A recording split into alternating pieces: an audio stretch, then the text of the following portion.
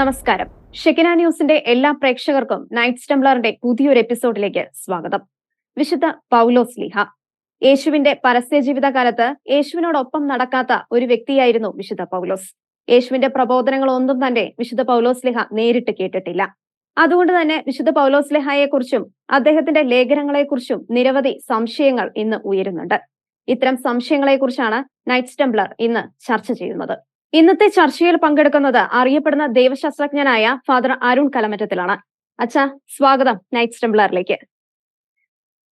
അച്ഛാ, പൗലോസ് ലീഹയെ കുറിച്ചാണ് ഇന്ന് പ്രേക്ഷകർ നമ്മളോട് ചോദിച്ചിരിക്കുന്നത്. അതിലെ ആദ്യത്തെ ഒരു ചോദ്യം ഇതാണ്: യേശു നേരിട്ട് തിരഞ്ഞെടുത്തിട്ടില്ലാത്ത പൗലോസിനെ അപ്പസ്തോലൻ എന്ന് വിളിക്കുന്നതും ഉയർത്തിപ്പിടിക്കുന്നതും സഭയല്ലേ? അത് വചനാധിഷ്ഠിതമാണോ? നല്ലൊരു ചോദ്യമാണ്. പല ആളുകൾക്കും, പ്രത്യേകിച്ച് പ്രൊട്ടസ്റ്റന്റ് വിഭാഗങ്ങൾ ഉയർത്താറുള്ള ചില സെക്റ്റുകളൊക്കെ ഉയർത്താറുള്ള ഒരു ചോദ്യമാണ്. പൗലോസ് ലീഹയെ കുറിച്ച് പറയുമ്പം വളരെ പ്രധാനപ്പെട്ട ഒന്ന് രണ്ട് കാര്യങ്ങൾ പറഞ്ഞിട്ടാണ് നമുക്കത് പറയാൻ എളുപ്പം. ഒന്നാമത്തെ കാര്യം, വിശുദ്ധ പൗലോസ് അദ്ദേഹത്തിന്റെ സഭയിലെ സ്ഥാനം എന്താണ് എന്നുള്ളതാണ്. തിരുസഭയിൽ അദ്ദേഹത്തിന് വളരെ ഉന്നതമായ സ്ഥാനമാണ് ഉള്ളത് എന്ന് നമുക്കറിയാം. ഉദാഹരണത്തിന് സിമ്പിൾ, വളരെ ലളിതമായി പറഞ്ഞാൽ, വത്തിക്കാൻ സ്ക്വയറിന്റെ രണ്ടു വശങ്ങളിൽ ഒരു വശത്ത് പത്രോസിന്റെ രൂപവും ഒരു വശത്ത് പൗലോസിന്റെ രൂപവുമാണ് വെച്ചിരിക്കുന്നത്. എന്തുകൊണ്ടാണ് അത്രയും പ്രധാനപ്പെട്ട ഒരു സ്ഥലത്ത് അങ്ങനെ ചെയ്തിരിക്കുന്നത് എന്ന് ചോദിച്ചാൽ, പൗലോസ് ലീഹായ്ക്കും പത്രോസ് ലീഹായ്ക്കും തിരുസഭയിൽ അവരുടെ പൗരോഹിത്യ അധികാരത്തിന്റെ കാര്യത്തിലല്ല, പകരം അവരുടെ ശുശ്രൂഷയെ അടിസ്ഥാനമാക്കി ഏതാണ്ട് ഉയർന്ന രണ്ട് തൂണുകൾ, നെടുന്തൂണുകൾ എന്നാണ് വിളിക്കുന്നത്. എന്തുകൊണ്ടാണ് രണ്ട് നെടുന്തൂണുകൾ എന്ന് വിളിക്കുന്നത്? അതിന്റെ പശ്ചാത്തലം, പത്രോസ് ലീഹ കൂടുതലായും യഹൂദരിൽ നിന്ന് ക്രിസ്തു വിശ്വാസത്തിലേക്ക് വന്ന ആളുകളുടെ അപ്പസ്തോലനായിരിക്കുന്നു.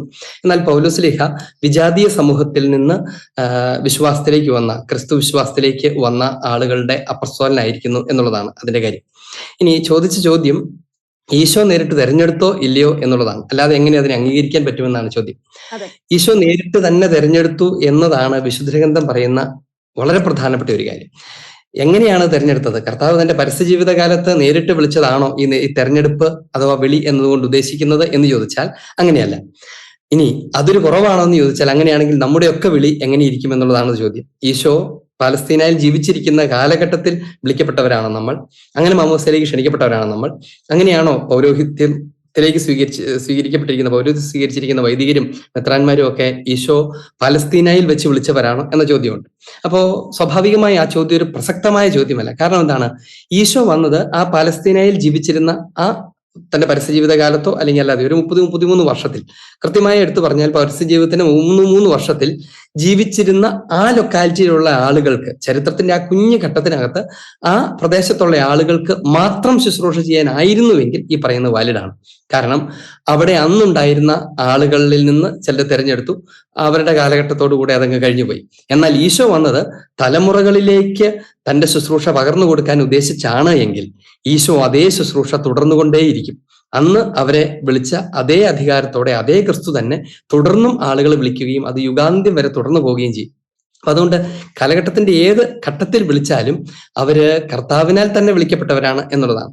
പൗലോസ് ലീഹ തന്റെ വിളിയെക്കുറിച്ച് വളരെ വിശദമായി അങ്ങനെ സംസാരിക്കുന്നുണ്ട്. 14 വർഷം മരുഭൂമിയിലായിരുന്ന പൗലോസിനോട് നേരിട്ട് ദർശനങ്ങളൊക്കെ നൽകി കർത്താവ് പരിശീലിപ്പിച്ച് അങ്ങനെയാണ് പൗലോസിനെ കർത്താവ് സ്വന്തമാക്കിയത്.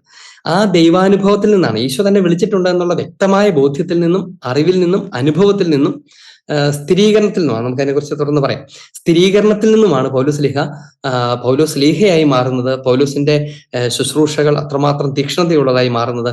തിരുസഭയുടെ ഒരു നെടുന്തൂൺ, വിജാതീയ വിശ്വാസികളുടെ ഒരു അടിത്തറയായിട്ടൊക്കെ പൗലോസ് മാറുന്നത്. അതുകൊണ്ട് കർത്താവ് തന്നെ നേരിട്ട് വിളിച്ചതാണ് എന്നുള്ളതാണ് അതിന്റെ കൃത്യമായ ഉത്തരം. ഈശോ തന്നെ നേരിട്ട് വിളിച്ചതാണ്. ഓക്കെ, അത് വചനാധിഷ്ഠിതമാണോ എന്നൊരു ചോദ്യം കൂടി ഉണ്ട് അതിന്റെ കൂടെ.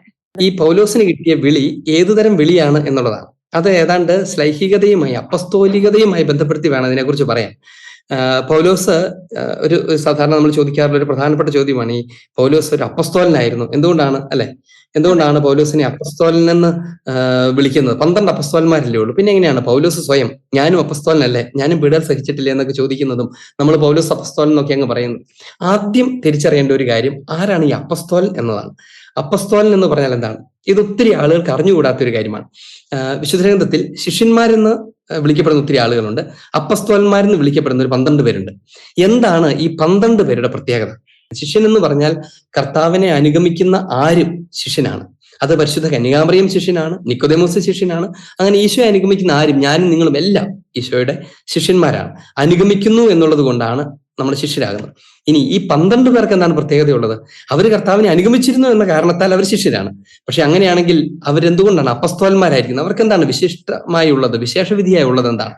ചില ആളുകൾ പറയും അവരെ തെരഞ്ഞെടുത്തവരാണ്. തെരഞ്ഞെടുത്ത അനേകം ആളുകളുണ്ട് അല്ലെ, പല ശുശ്രൂഷകൾക്കായി പലരെയും തെരഞ്ഞെടുക്കാറുണ്ട് കർത്താവ്. എന്താണ് ഇവരുടെ വ്യത്യാസം? ഇവർക്ക് എന്താണ് കൂടുതലായി ഉള്ളത്? അവർക്ക് എന്താണ് കൂടുതലായി ഉള്ളത് എന്നറിയാത്ത ഒരാൾ ക്രിസ്ത്യാനി പോലും ആയിരിക്കില്ല എന്നുള്ളതാണ് അതിന്റെ സത്യം. അവർക്ക് കൂടുതലായി ഉള്ളത് പൗരോഹിത്യമാണ്. ഈശോ തന്റെ പൗരോഹിത്യം, അതിന്റെ പൂർണ്ണത, അതുപോലെ തന്നെ താൻ നിർവഹിച്ചിരുന്ന പൗരോഹിത്യത്തിന്റെ അധികാരത്തിലുള്ള ശുശ്രൂഷ അതുപോലെ തന്നെ അഭിഷേകം ചെയ്ത് കൈമാറിയവരാണ് ഈ 12 പേര്. അതാണ് ഈ 12 പേരുടെ പ്രത്യേകത. അതുകൊണ്ടാണ് അവർ അപ്പസ്തോലന്മാരെന്ന് വിളിക്കപ്പെടുന്നത്. അയക്കപ്പെട്ടവൻ എന്നാണ് അപ്പസ്തോലൻ എന്ന പേരിന്റെ അർത്ഥം. ഈശോ തന്നെ കുറിച്ച് പറയുന്നത് താൻ അയക്കപ്പെട്ടവനാണ് എന്നാണ്. പിതാവ് പുത്രനെ അയച്ചു എന്നാണ്. ഈശോ അപ്പസ്തോലന്മാരോട് പറയുന്നത് എങ്ങനെയാണ്? പിതാവ് തന്നെ എന്നെ അയച്ചതുപോലെ തന്നെ ഞാനും നിങ്ങളെ അയക്കുന്നു. അങ്ങനെയാണ് ഈശോ അവരോട് പറയുന്നത്. പിതാവ് തന്നെ അയച്ചതുപോലെ, ഞാൻ പിതാവിന്റെ അപ്പസ്തോലനായിരിക്കുന്നത് പോലെ ഞാനും നിങ്ങളെയും അപ്പസ്തോലന്മാരാക്കുന്നു, എന്റെ അപ്പസ്തോലന്മാരാക്കുന്നു. അതായത് പിതാവിന്റെ സ്ഥാനത്ത് നിന്നാണ് കർത്താവ് പ്രവർത്തിക്കുന്നത്. അതുകൊണ്ടാണ് ഈശോ പറഞ്ഞത് ഞാൻ എന്നെ കാണുന്നവൻ പിതാവിനെ കാണുന്നു എന്നൊക്കെ ഈശോ പറയാൻ കാരണം, ഞാൻ പിതാവിന്റെ സ്ഥാനത്ത് നിന്നാണ് പ്രവർത്തിക്കുന്നത് എന്നതുപോലെ എന്റെ സ്ഥാനത്ത് നിന്ന് പ്രവർത്തിക്കാൻ, ഞാൻ എവിടെ നിൽക്കുന്നോ, ഞാൻ എന്ത് ശുശ്രൂഷ ചെയ്യുന്നു, എന്ത് അധികാരത്തോടെ ചെയ്യുന്നു, അത് അതേപടി നിവർത്തിക്കാനായി ഞാൻ നിങ്ങളെ അയക്കുന്നു എന്നാണ് കർത്താവ് അവരോട് പറഞ്ഞത്. ഈശോയ്ക്കുണ്ടായിരുന്ന നിത്യ പൗരോഹിത്യത്തിലാണ് ഈശോ അവരെ പങ്കുചേർത്തത്. അതിനെക്കുറിച്ച് പറയുമ്പോൾ ഒരു വാക്ക് പറഞ്ഞാൽ അത് ക്ലിയർ ആവുള്ളൂ. ഈ നിത്യ പൗരോഹിത്യം എവിടെയാണ് ഈശോയിൽ കാണുന്നത്? 5 കാര്യങ്ങളിലാണ്. 1, വചനം പ്രഘോഷിക്കുക. 2, രോഗികളെ സുഖപ്പെടുത്തുക. പിശാചുകളെ ബഹിഷ്കരിക്കുക. പാപം മോചിക്കുക. ബലിയർപ്പിക്കുക. ഇത് കുറച്ച് വിശദമായി പറയേണ്ട വിഷയമാണെങ്കിൽ ഞാൻ സമയമില്ലാത്തതുകൊണ്ട് അതിനെക്കുറിച്ച് പറയുന്നില്ല. ഈ 5 കാര്യങ്ങളിലാണ് ഈ പൗരോഹിത്യത്തിന്റെ ശുശ്രൂഷ അടങ്ങിയിരിക്കുന്നത്. പൗരോഹിത്യത്തിന്റെ പ്രബോധനത്തിന്റെയും പഠിപ്പിക്കുക, വിശുദ്ധീകരിക്കുക, നയിക്കുക, ഇതാണ് പൗരോഹിത്യത്തിന്റെ ധർമ്മങ്ങൾ നമുക്കറിയാം. ഇത് കർത്താവ് പ്രാവർത്തികമാക്കിയ വിധങ്ങളാണ്. രോഗികളെ സുഖപ്പെടുത്തുന്നു, അത് വെറുതെ ഒരു ഡോക്ടർ ഒരാളെ ഹീൽ ചെയ്യുന്നത് പോലെയല്ല. അത് പുരോഹിതന്റെ ശുദ്ധീകരണ കർമ്മത്തിന്റെ ബാഹ്യരൂപമാണ്. ശരീരത്തെ ശുദ്ധീകരിക്കുന്ന പറയുന്നത്. അതുപോലെ തന്നെ പിശാചുക്കളെ ബഹിഷ്കരിക്കൽ, ആത്മാവിനെ ശുദ്ധീകരിക്കലാണ്. പാപം മോചിക്കൽ, അത് അവന്റെ പാപത്തിൽ നിന്ന് വിടുതൽ നൽകി അവന്റെ ആത്മാവിനെ, അവന്റെ ആന്തരികതയെ ശുദ്ധീകരിച്ച് ആ വ്യക്തിയെ വിശുദ്ധീകരിച്ച് സ്വർഗത്തിലേക്ക് പ്രവേശിപ്പിക്കുക. അപ്പൊ അങ്ങനെ ശുദ്ധീകരണത്തിന്റെ. ഇനി വചനം പ്രഘോഷിക്കുക, അത് പ്രബോധനത്തിന്റെ അധികാരമാണ്, പൗരോഹിത്യത്തിന്റെ അധികാരമാണ്. ഈശോ നിത്യപുരോഹിതനായിരുന്നുകൊണ്ടാണ് ഈശോ പഠിപ്പിച്ചുകൊണ്ടിരുന്നത്, നിരന്തരം പഠിപ്പിച്ചുകൊണ്ടിരുന്നത്. കാരണം നമുക്ക് വെറുതെ ആലോചിച്ചറിയാലോ, പഠിപ്പിക്കാൻ ആർക്കാണ് പറ്റുക? അത് ആരെക്കുറിച്ച് പഠിപ്പിക്കുന്നു എന്നുള്ളതാണ്. ദൈവത്തെക്കുറിച്ചാണ് പഠിപ്പിക്കുന്നത്. അപ്പോ ദൈവത്തിന്റെ ഭാഗമായിരിക്കുന്ന ഒരാൾക്കല്ലാതെ ആർക്കാണ് അത് പഠിപ്പിക്കാൻ പറ്റുക? അതുകൊണ്ടാണ് ഈശോ വചനം പ്രഘോഷിച്ചുകൊണ്ടേയിരുന്നത്. ഇനി അതിനുശേഷം ആരത് പ്രഘോഷിക്കുമെന്നുള്ളതാണ് ചോദ്യം. അപ്പോഴാണ് അതിന്റെ ഉത്തരം, അത് പ്രഘോഷിച്ചത് കർത്താവാണെങ്കിൽ ആ കർത്താവിന് തന്നെ അത് പ്രഘോഷിക്കാൻ അധികാരമുള്ളൂ. അതുകൊണ്ട് കർത്താവ് എന്ത് ചെയ്തു? തന്റെ ആ അധികാരം അതുപോലെ തന്നെ കൈമാറി, അപ്പസ്തോലന്മാർക്ക് കൈമാറി. അങ്ങനെ ഇവരെ, ഈ 12 പേരെ തെരഞ്ഞെടുത്ത് കൂടെ കൊണ്ട് നടന്ന ഒരു സെമിനാരിയിൽ എന്നതുപോലെ പരിശീലിപ്പിച്ച് അവർക്ക് അഭിഷേകം നൽകി. അതും പടിപടിയായിട്ടാണ് കൊടുക്കുന്നത്. അവരെ രോഗികളെ സുഖപ്പെടുത്താനും പിശാചുകൾ ബഹിഷ്കരിക്കാനും ഒക്കെ അയക്കുന്നു. പിന്നീട് ഒരു ലേറ്റർ സ്റ്റേജിൽ അവരെ പാപം മോചിക്കാനായിട്ട് അവരെ അധികാരപ്പെടുത്തുന്നു. എന്നിട്ട് ഏറ്റവും ഒടുവിൽ പൗരോഹിത്യത്തിന്റെ സമ്പൂർണ്ണത ബലിയർപ്പിക്കലിലാണ്. അങ്ങനെ ഈ 12 പേരെ മാത്രം കൂട്ടിക്കൊണ്ടാണ് കർത്താവ് ബലിയർപ്പിക്കാനായിട്ട് പോകുന്നത്. എല്ലാവരും ഇല്ല, ഈശോയുടെ പ്രിയപ്പെട്ട മാതാവ് പോലും ഇല്ല എന്നോർക്കണം. ഈ 12 പേരെ മാത്രം കൂട്ടിക്കൊണ്ടു പോയിട്ട് ബലിയർപ്പിച്ചിട്ട് കർത്താവ് അവരോട് പറയാണ്, ഞാനീ ചെയ്തത് നിങ്ങൾ എന്റെ നാമത്തിൽ ഒരുമിച്ച് കൂടുമ്പോൾ, അഥവാ സഭയായി സമ്മേളിക്കുമ്പോൾ നിങ്ങൾ ഇത് ചെയ്യണം എന്ന് പറഞ്ഞ് അവരെ ഭരമേൽപ്പിക്കുകയാണ്. ഇനി അത് മാത്രമല്ല, കർത്താവ് അവരെക്കുറിച്ച് മറ്റുള്ളവരോട് പറഞ്ഞൊരു കാര്യം വളരെ ശ്രദ്ധേയമാണ്. നിങ്ങളെ കേൾക്കുന്നവൻ എന്നെ കേൾക്കുന്നു, നിങ്ങളെ നിരസിക്കുന്നവൻ എന്നെയും എന്നെ അയച്ച പിതാവിനെയും നിഷേധിക്കുന്നു. അതായത് അപ്പസ്തോലന്മാരെ നിഷേധിക്കുന്ന ഒരാൾ നിഷേധിക്കുന്നത് അവരെ അയച്ച കർത്താവിനെയാണ്. അയക്കപ്പെടലാണ് ആ കാര്യം. ഇനി കർത്താവിനെ നിഷേധിച്ചാലോ? പുത്രനെ അയച്ച പിതാവിനെയാണ് നിഷേധിക്കുന്നത്. അപ്പൊ അതുകൊണ്ട് അയക്കപ്പെടൽ എന്ന് പറയുന്ന കാര്യത്തിൽ തന്നെയാണ് അപ്പസ്തോലന്മാരെ നിഷേധിച്ചാൽ നിഷേധിക്കപ്പെടുന്നത്. പറഞ്ഞു വന്ന കാര്യം ഇതാണ്, അപ്പസ്തോലൻ പുരോഹിതനാണ്. പൗരോഹിത്യത്തിന്റെ സമ്പൂർണതയുള്ള വ്യക്തിയാണ് അപ്പസ്തോലൻ. ഇനി അതുകൊണ്ട് തന്നെ അപ്പസ്തോലിക സ്ഥാനമാണ് തുടർന്നു വരുന്ന അവരുടെ പിൻഗാമികൾക്കും ഉള്ളത്. അവരും തുടർന്നുള്ളവരെ അയക്കുകയാണ്.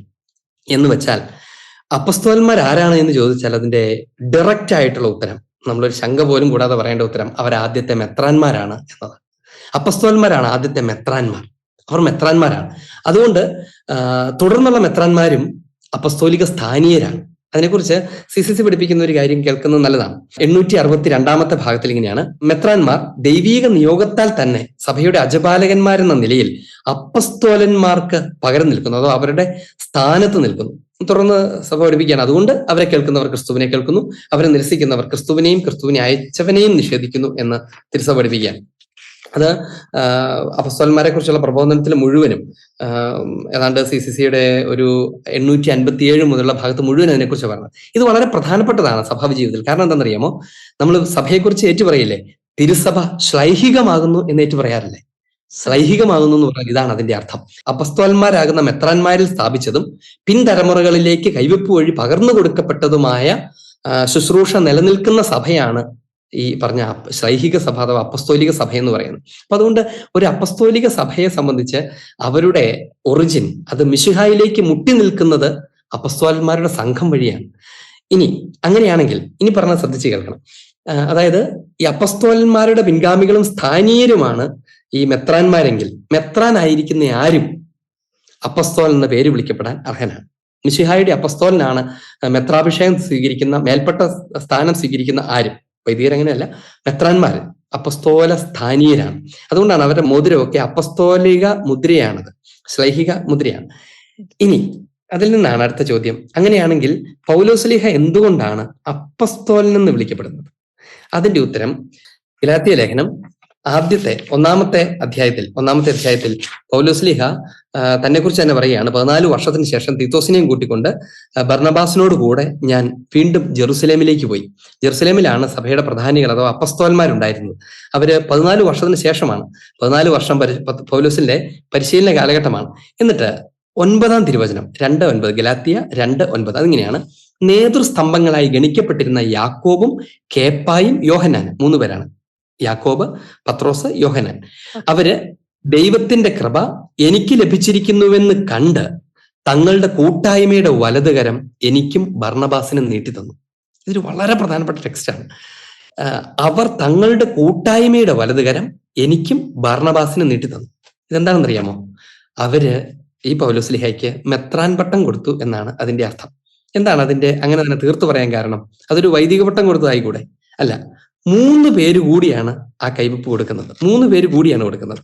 അതിന്റെ കാരണം എന്താണെന്നറിയാമോ? ഒരാൾ മെത്രാനായി വാഴിക്കപ്പെടുന്നത് എന്നും മെത്രാനായി വാഴിക്കപ്പെടുന്നത് 3 മെത്രാന്മാരിലാണ്. എന്തുകൊണ്ടാണ് ഒരു മെത്രാന് തന്നെ മറ്റൊരു മെത്രാനെ വാഴിക്കാൻ പറ്റാത്തത്?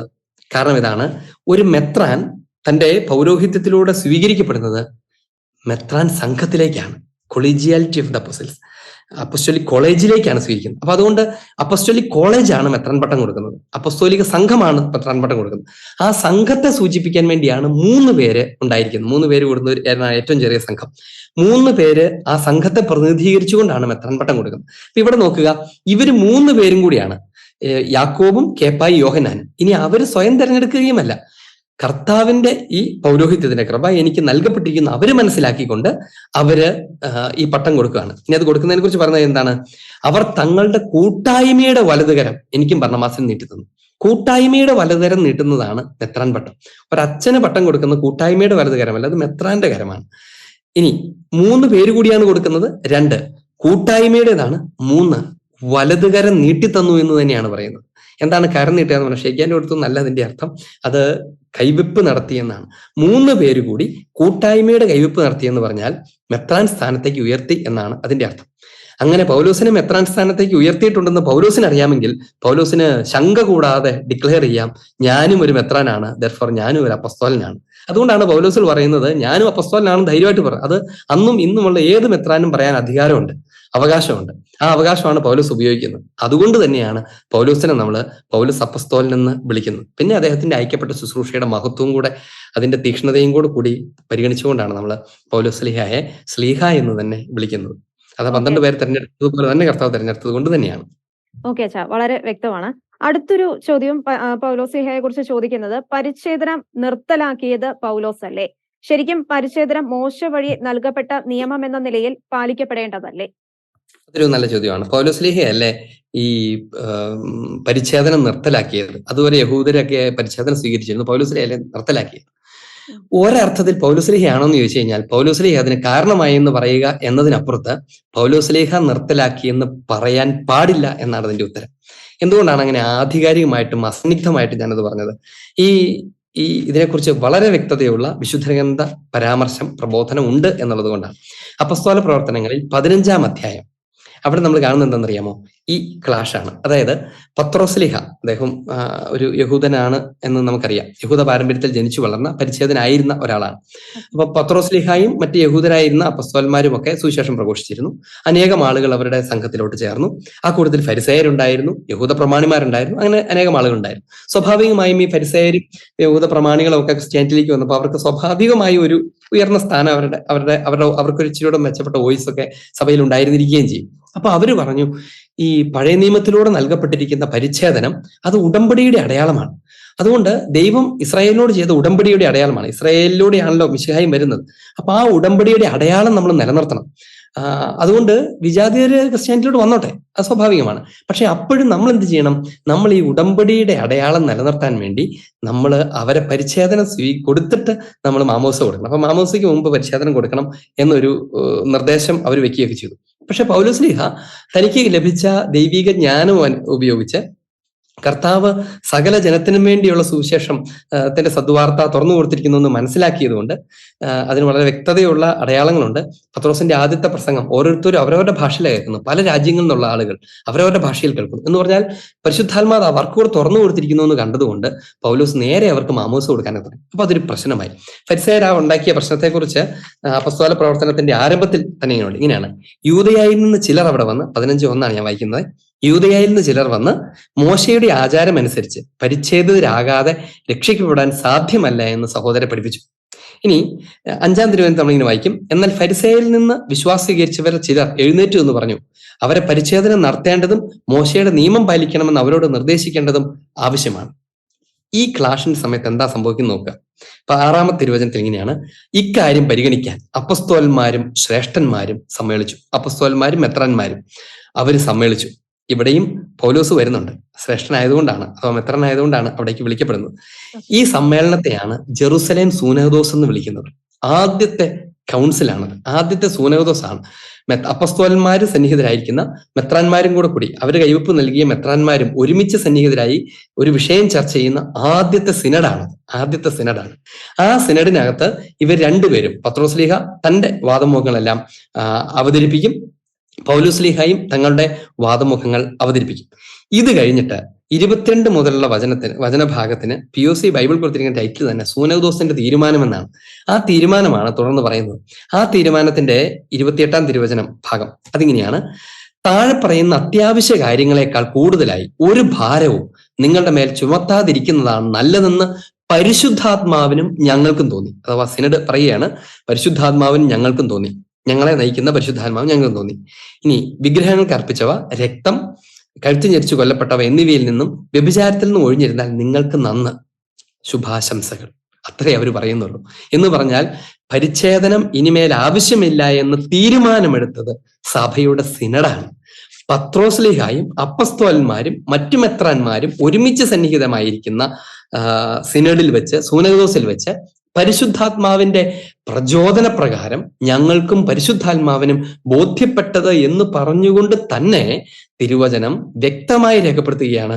അവിടെ വെച്ചാണ്, ഈ സൂനഹദോസിൽ വെച്ചാണ് പരിച്ഛേദനം പിന്നീട് യഹൂദർക്കും അല്ലാത്തവർക്കോ ആർക്കും അത് രക്ഷയുടെ കാരണമല്ല എന്ന് തീരുമാനിച്ചത്. അതുകൊണ്ട് പൗലോസ്ലീഹ തീരുമാനിച്ചു എന്നൊക്കെ പറയുന്നത് കുറച്ച് കടന്ന പറച്ചിലായി പോകും എന്ന് ചോദിക്കുന്ന ആളുകളോട് പറയാൻ നമുക്ക് ബാധ്യതയുണ്ട്. ഇനി എന്തുകൊണ്ടാണ് അങ്ങനെ പറഞ്ഞതെന്നോട് പറഞ്ഞാലാണ് അത് പൂർത്തിയാവുള്ളൂ.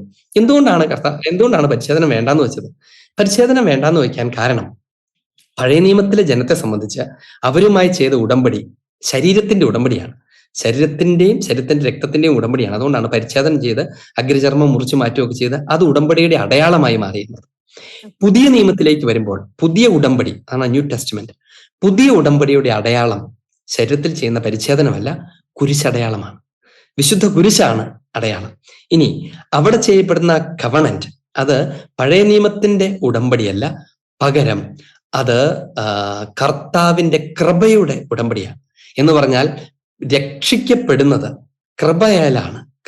പൗലോസ് തന്നെ പഠിപ്പിക്കുന്നു, വിശുദ്ധ ആവർത്തിച്ച് പഠിപ്പിക്കുന്നു, ദൈവകൃപയാലാണ്.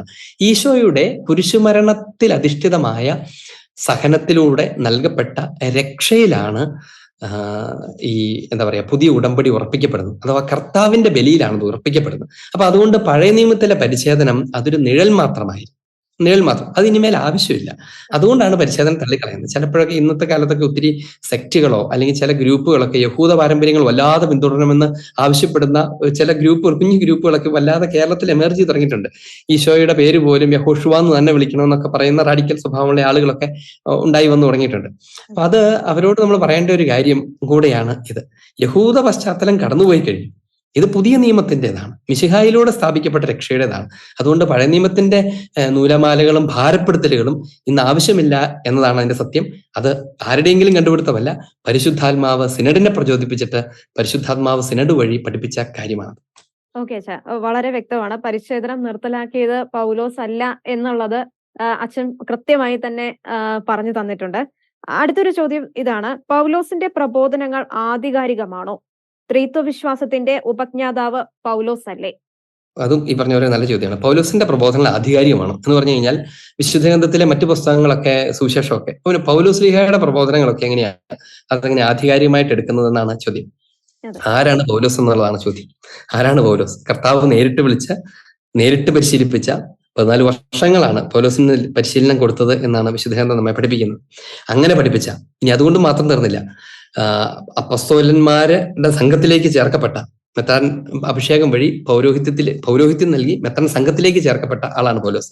ഇനി ഇതുകൊണ്ട് തീർന്നില്ല. വളരെ മാനുഷികമായ അർത്ഥത്തിൽ പൗലോസ് പറയുന്നത് പോലെ മാനുഷികമായ അർത്ഥത്തിൽ പൗലോസ് ആരാണെന്ന് ചോദിച്ചാൽ, പാണ്ഡിത്യത്തിൽ ഒന്നാമനാണ്. ഗമാലിയൽ എന്ന് പറയുന്ന ആ നാട്ടിലെ ഏറ്റവും വലിയ യൂണിവേഴ്സിറ്റിയാണ് ഗമാലിയൽ.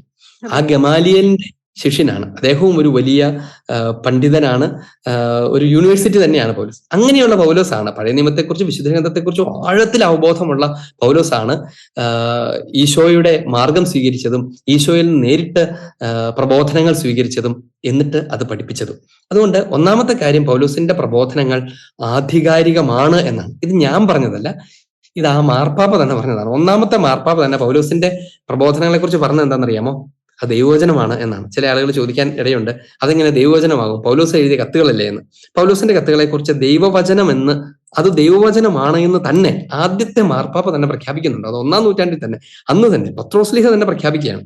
അതെവിടെയാന്ന് ചോദിച്ചാൽ, വിശുദ്ധ പത്രോസിന്റെ ലേഖനം, രണ്ടാമത്തെ ലേഖനം 3-ാമത്തെ തിരുവചനം, 3-ാമത്തെ അധ്യായം, 2-ാം ലേഖനം 3-ാമത്തെ അധ്യായത്തിനകത്ത്, നമ്മുടെ പ്രിയപ്പെട്ട സഹോദരനായ പൗലോസ് തന്നെയും തനിക്ക് ലഭിച്ച ജ്ഞാനമനുസരിച്ച് നിങ്ങൾക്ക് എഴുതിയതുപോലെ, പൗലോസ് തന്നെയും തനിക്ക് ലഭിച്ച ജ്ഞാനമനുസരിച്ച് നിങ്ങൾക്ക് എഴുതിയതുപോലെ നമ്മുടെ കർത്താവിന്റെ ദീർഘക്ഷമ രക്ഷയാണെന്ന് കരുതിക്കൊള്ളുവിൻ.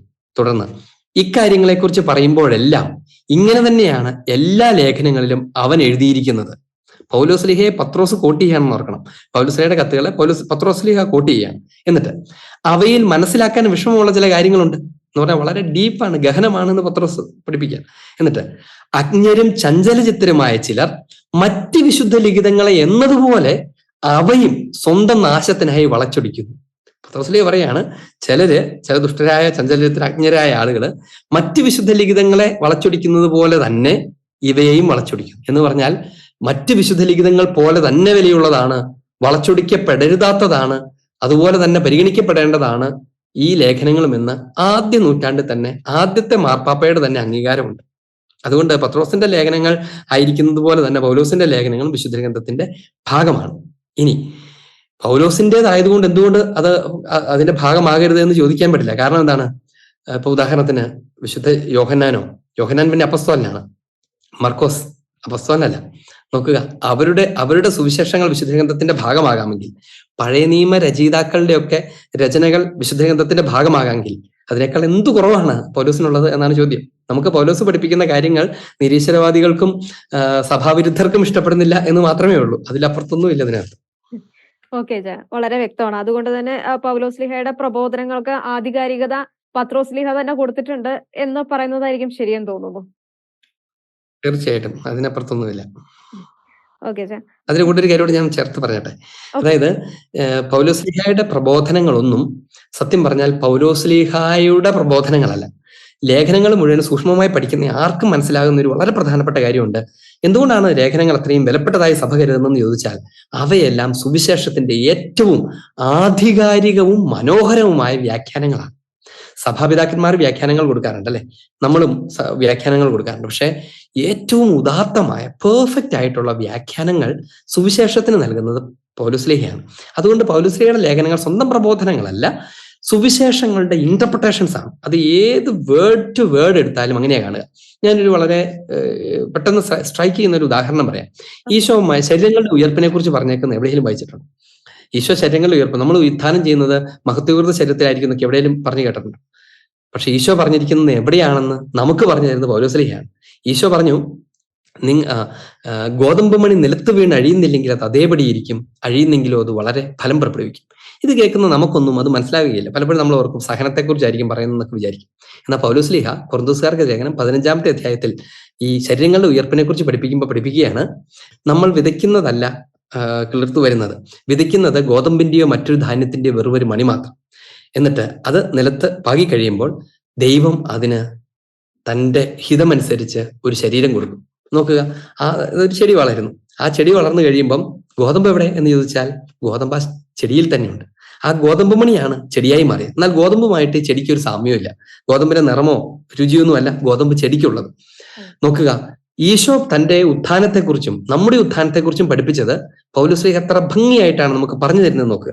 അപ്പൊ അതുകൊണ്ട് സുവിശേഷത്തിന്റെ കൃത്യതയുള്ള വ്യാഖ്യാനമാണ്, ഗഹനമായ വ്യാഖ്യാനമാണ് പൗലോസിന്റെ ലേഖനങ്ങൾ. അതുകൊണ്ട് അത് ഒഴിവാക്കാൻ പാടില്ല എന്നുള്ളതാണ് അതിന്റെ കാര്യം. ഓക്കെ അച്ഛാ, അടുത്ത ചോദ്യം ഇതാണ്. പൗലോസിനെ അക്കാലത്തെ യേശു ശിഷ്യന്മാർ അംഗീകരിച്ചിരുന്നില്ലല്ലോ. ഇന്ന് പൗലോസിനെ അംഗീകരിക്കുന്നത് വഴി യേശുവിന്റെ പ്രബോധനങ്ങൾ തന്നെയാണോ പഠിപ്പിക്കപ്പെടുന്നത്? പൗലോസിനെ അന്നത്തെ കാലത്ത് അംഗീകരിച്ചില്ല എന്ന് പറയുന്നതിനേക്കാൾ വലിയ ഒരു എന്താ പറയാ അപവാദം പറച്ചിലില്ല. കാരണം പൗലോസിനെ അംഗീകരിച്ചെന്ന് മാത്രമല്ല, നമ്മൾ ആദ്യം പറഞ്ഞില്ലേ, തങ്ങളുടെ കൂട്ടായ്മയുടെ വലതുകരം നീട്ടി തന്നാണ് അവര് പൗലോസിനെ സ്വീകരിച്ചത്. പിന്നെ ആരാണ് അംഗീകരിക്കാതിരുന്നത് എന്നുള്ളതാണ് നമുക്ക് മനസ്സിലാവാതിരിക്കുന്ന ഒരു കാര്യം. അവർ അംഗീകരിച്ചു എന്ന് മാത്രമല്ല, പത്രോസിലേക്ക് എഴുതിയേക്കുന്ന കാര്യം നമ്മൾ കണ്ടില്ലേ, പൗലോസിന്റെ ലേഖനങ്ങളെയൊക്കെ ദൈവവചനത്തോട് തുല്യപ്പെടുത്തിയിട്ട് പറയുകയാണ്. പൗലോസ് തന്നെ കുറിച്ച് എഴുതിയിട്ടുണ്ടെന്നൊക്കെ പറഞ്ഞിട്ട് എന്തുമാത്രം നമ്മുടെ സഹോദരനായ പൗലോസ് എന്ന് പറഞ്ഞിട്ടാണ് ആ അഡ്ജക്റ്റീവ് ഉപയോഗിക്കുന്നത്. നമ്മുടെ സഹോദരനായ പൗലോസ് തനിക്ക് ലഭിച്ച ജ്ഞാനം അനുസരിച്ച് നിങ്ങൾക്ക് എഴുതിയതുപോലെ നിങ്ങളും ഇതുപോലെ ചെയ്യും എന്ന് പറഞ്ഞാൽ പൗലോസ്ലീഹയെ കോട്ട് ചെയ്ത് പത്രോസ്ലീഹ സംസാരിക്കുകയാണ്. ഇതിൽ കൂടുതൽ എന്ത് അംഗീകാരമാണ് തിരുസഭ കൊടുക്കേണ്ടത്? ആദ്യത്തെ മാർപ്പാപ്പ കൊടുക്കുന്നു എന്ന് പറഞ്ഞാൽ അതിൽ തന്നെ വ്യക്തമാണല്ലോ. ഇനി ജെറുസലേം സൂനഹദോസിന്റെ കാര്യം നോക്കുക.